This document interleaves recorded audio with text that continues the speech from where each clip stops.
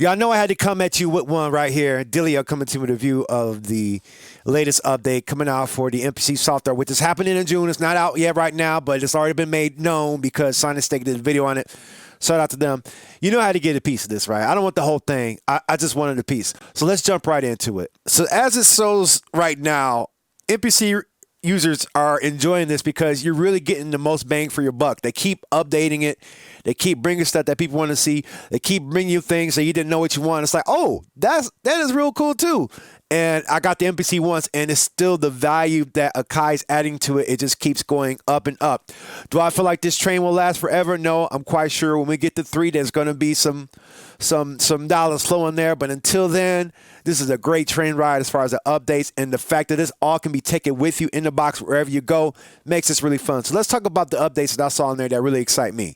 First thing is that they updated the browser with favorites. So now you can navigate your browsers. You can select your favorites from each sound and plugin that you want and have it in one location. So when you want to locate that favorite go-to sound, you don't have to go browsing through all your presets or go to that channel and then make it a MIDI channel and then select that plugin. No, you can go ahead and use your favorites, select that, get that in there. One big thing that mattered to me a lot was the playlist mode. Now, as a live gigging musician, because I take this stuff with me live to the gigs, to the show, one of my problems was that when I wanted to load up one sequence that had like 8 tracks of audio in it, I could load that, but when I tried to do that for multiple songs, you can see how quickly you can fill up the 2 gigabytes of RAM that are built into these things.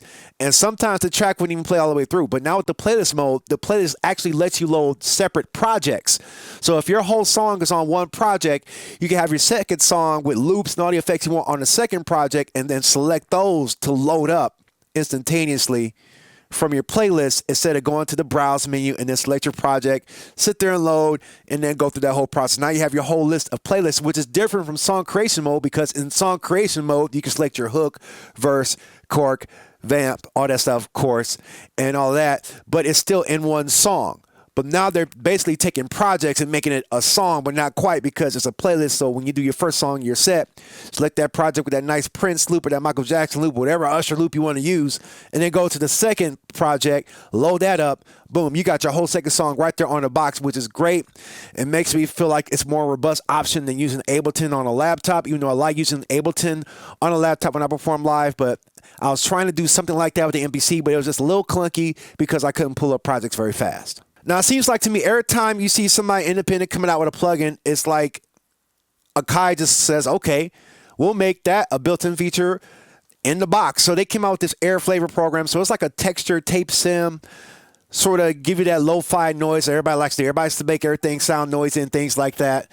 But the problem is that there wasn't really a turnkey solution. Of course, you could use some filters and things like that to make it sound really cool, but one thing that I kind of envied the SP404 users had, they had really good vinyl sim, tape sim plugins and stuff like that. They were known for those lo-fi beats, but now Akai has a little bit of their lo-fi flavor of their own with the amp flavor plugin, which all can happen in real time with multiple instances. That's one thing I like about the hardware. It's great that we have software. We just want to take this thing and just go somewhere with it.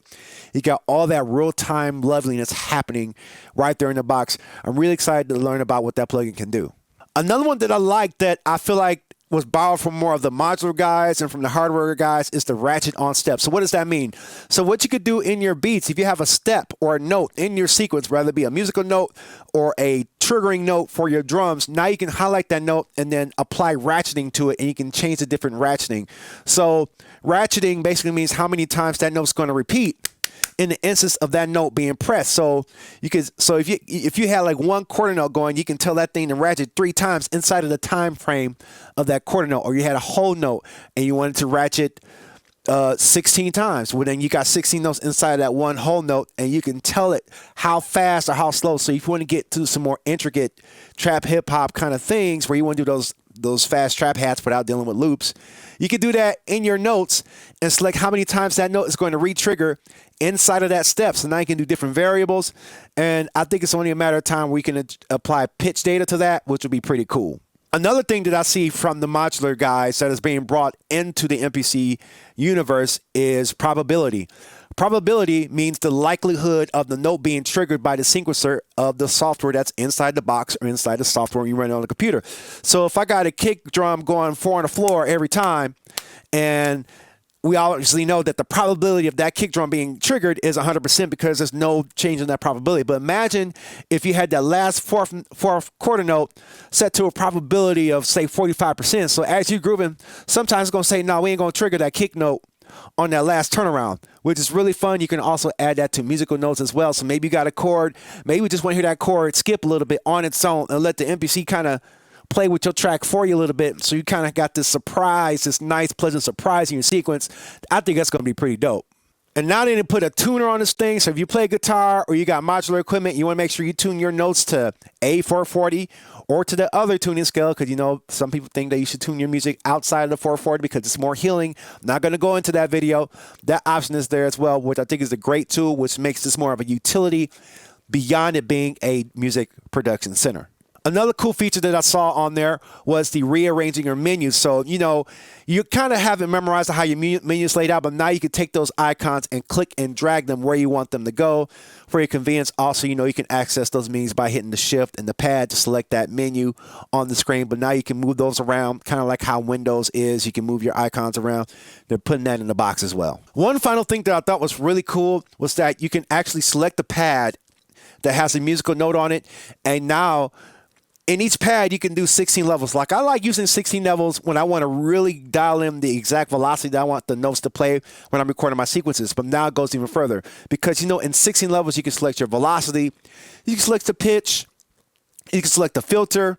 There's all kinds of different parameters, and they just keep adding more parameters. And one thing they're doing now is they're adding the pad performance scale to that 16 levels. So now you can select your scale and play different notes on that one pad. So if you got like a pad group of 16 sounds, and then one of those sounds is a bass line or a bass note, instead of saying, you could do this either way, you could set that bass note to play on different notes in that same single program instead of going to track 2 and then creating a key group and making a sample and moving your bass notes up and down like that.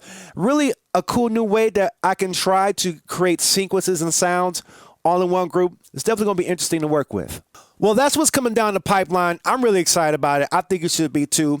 Really feeling like I'm getting bang for the dollar with this. And that's one thing, you know, you chill out for a while and you're grooving, but then you find out, you start hearing things about that new MPC update. It's like a thing, you know, when you get the words and rumors of the update and you see what's going on, and it's actually really cool features. Every update has been really cool features that really keeps this platform fresh and entertaining for the music producer and inspires them to go to work to create that content to serve artists, music libraries, all that stuff. It really keeps the platform fresh, and definitely this is going to keep it fresh for the summer. So if you like this type of content, you know who I am. I'm Dilio. You're watching the Dilio TGK YouTube channel.